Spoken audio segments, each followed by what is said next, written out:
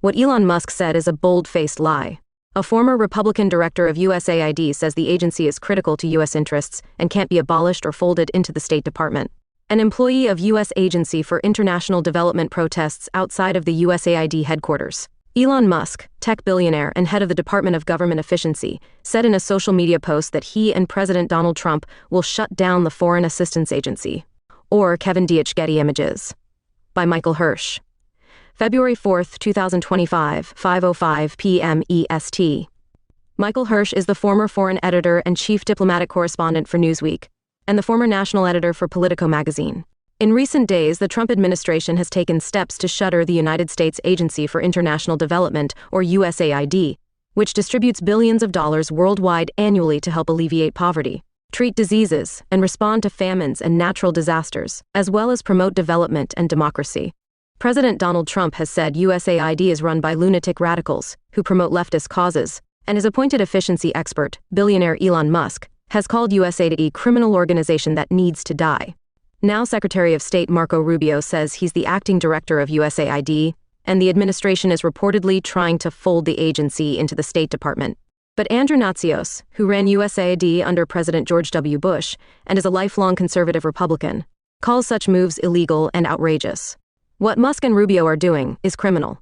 They can't abolish the aid program without a vote of Congress. Moreover, Natsios says, they miss the point that USAID is critical to winning the competition with China and reflects long-standing Republican priorities.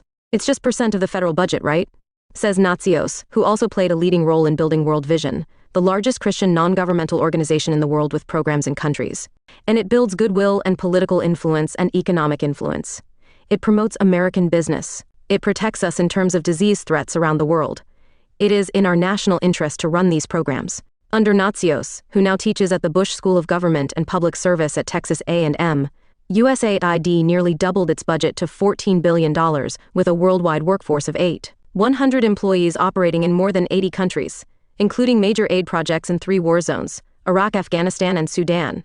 Natsios was also instrumental in launching one of the most successful programs in USAID history, the President's Emergency Plan for AIDS Relief, or PEPFAR, which has since 2003, and a public-private partnership program entitled the Global Development Alliance. USAID currently manages more than $1 billion annually, as of fiscal year. This interview has been edited for length and clarity. What is your response to what's happened to USAID at the hands of the Trump administration over the last several days? First, what Elon Musk said is a bold-faced lie. Second, it's the worst idea I could possibly imagine to fold it into state. When Australia folded its aid agency into the Secretary of State's office, and they did the same thing in Canada with their foreign office, all of the development functions eventually withered away. There are no aid agencies in those countries now. Why is it a terrible idea? I think the State Department is one of the best diplomatic institutions in the world. I have great respect for our diplomats, but they are not program managers. They don't do assessments. They don't do evaluations of aid programs. They don't understand how you quantify data. They don't have agricultural economists. They don't have public health expertise. The people in state are policy people. And what's going to happen over time is they're going to hire generalists, not specialists. We hire people with PhDs. We need people of expertise in education, or in health, or in agricultural development, or these different development disciplines. The other problem is that the State Department's time horizon is 6 months, a year. That's already been decided. This is a domestic attempt by both the left and the right. Both sides do it, to rev up the base on this issue. Number 2, in the developing world, in Africa especially, if you run around with the LGBTQ flag and make that a big issue, Africans get very upset. Even Samantha Power said, and I'm quoting her, that we need to find a different way of talking about these issues. In the Middle East and in Africa, pushing a very aggressive gay agenda is offensive to the church and to the mosque both.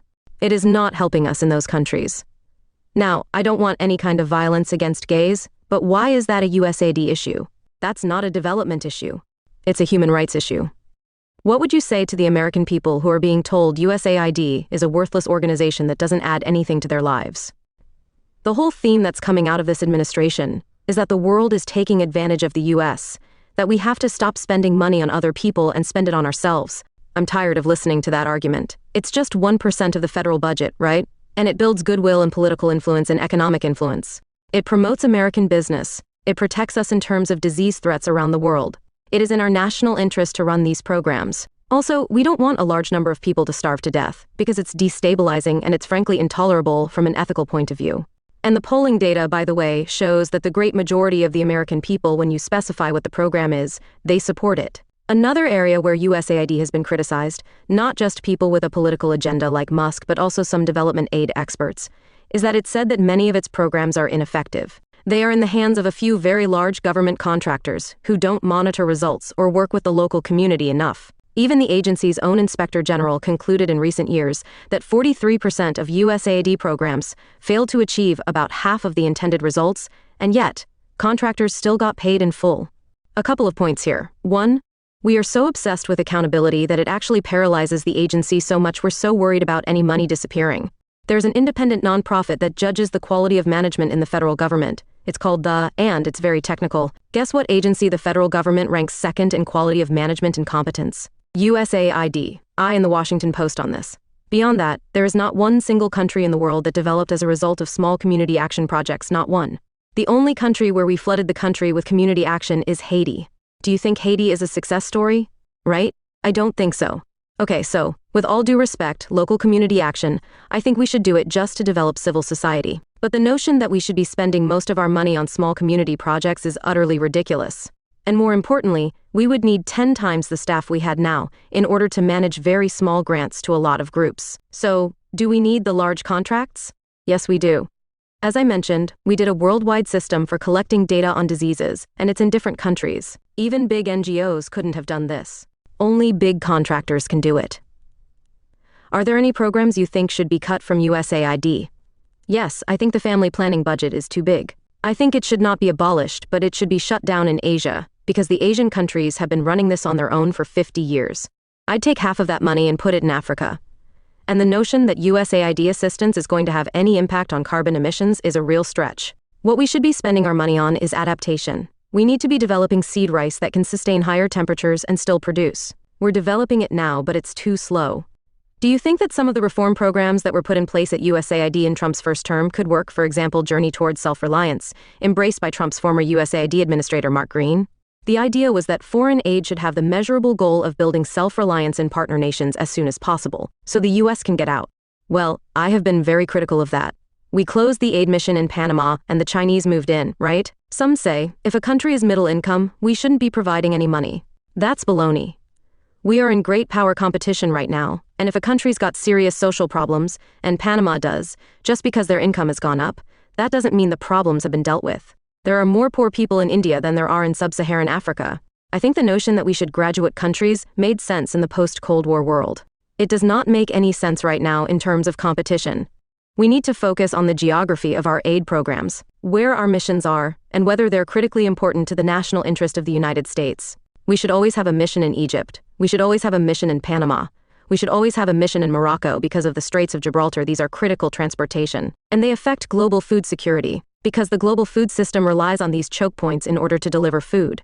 So I don't think we should be graduating countries unless they become as rich as South Korea or Taiwan, which we once had massive aid programs for, but we can't justify any longer. Are there any lessons to be drawn on what works and what doesn't for USAID overall? I can tell you that you need at least 15 to 20 years to build institutions that are sustainable.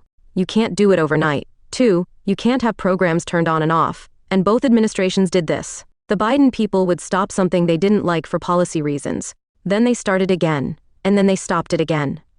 You can't run a program that way. That's the first lesson. The second lesson is that you have to have local leadership. If there's no local leadership, these programs don't work that well.